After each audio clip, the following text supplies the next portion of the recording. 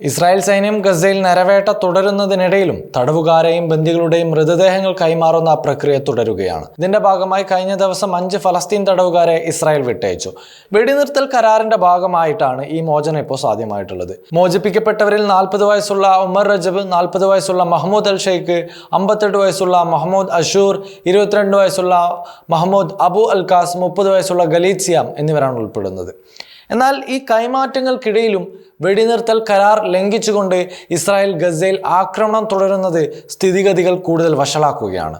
കഴിഞ്ഞ ദിവസമുണ്ടായ ആക്രമണങ്ങളിൽ 3 പലസ്തീനികൾ കൂടി കൊല്ലപ്പെടുകയും നിരവധി പേർക്ക് പരിക്കേൽക്കുകയും ചെയ്തു. ഇതോടെ ഒക്ടോബർ 10 നിലവിൽ വന്ന വെടിനിർത്തൽ കരാറിന് ശേഷം കൊല്ലപ്പെട്ട ഫലസ്തീനികളുടെ എണ്ണം എന്ന് പറയുന്നത് 236 പേരാണ്. ഗസ സിറ്റിയുടെ കിഴക്കൻ ഭാഗങ്ങളിലും തെക്കൻ ഷുജായിലും തൂഫായിലും കഴിഞ്ഞ രാത്രി ഇസ്രായേൽ വ്യോമാക്രമണം നടത്തിയിരുന്നു. അതിശക്തമായ വ്യോമാക്രമണമായിരുന്നു ഇസ്രായേൽ നടത്തിയത്. അതേസമയം ഇസ്രായേലിന്റെ ഭാഗത്തു നിന്ന് കടുത്ത നിലപാടുകളും ഉയർന്നു വരുന്നുണ്ട്. അവശേഷിക്കുന്ന മുഴുവൻ ബന്ദികളുടെയും മൃതദേഹങ്ങൾ ലഭിച്ചു കഴിഞ്ഞാൽ ഉടൻ ഗസയിൽ ആക്രമണം പുനരാരംഭിക്കാൻ സൈന്യം മടിക്കരുതെന്നായിരുന്നു ഇസ്രായേലിന്റെ ഊർജ്ജ മന്ത്രി എലി കോഹാൻ പരസ്യമായി ആഹ്വാനം നടത്തിയത്.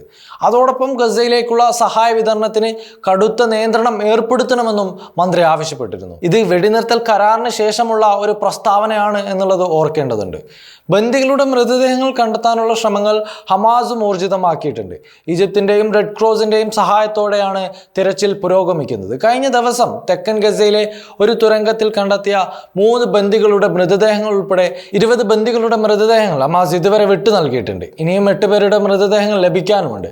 ഇതിന് പകരമായി 45 ഫലസ്തീനികളുടെ മൃതദേഹങ്ങൾ ഇസ്രായേൽ കൈമാറിയതായി ഗസ ആരോഗ്യ മന്ത്രാലയം അറിയിച്ചു. ഇതിനൊക്കെ ഇടയിൽ രാഷ്ട്രീയ തലത്തിൽ തീവ്രവാദ കേസുകൾക്ക് വധശിക്ഷ വ്യവസ്ഥ ചെയ്യുന്ന ബില്ലിനെ ഇസ്രായേൽ പ്രധാനമന്ത്രി ബെഞ്ചമിൻ നെതന്യാഹു പിന്തുണ പ്രഖ്യാപിച്ചത് കൂടുതൽ വിവാദങ്ങൾക്ക് തിരികൊളുത്തിരിക്കുകയാണ്.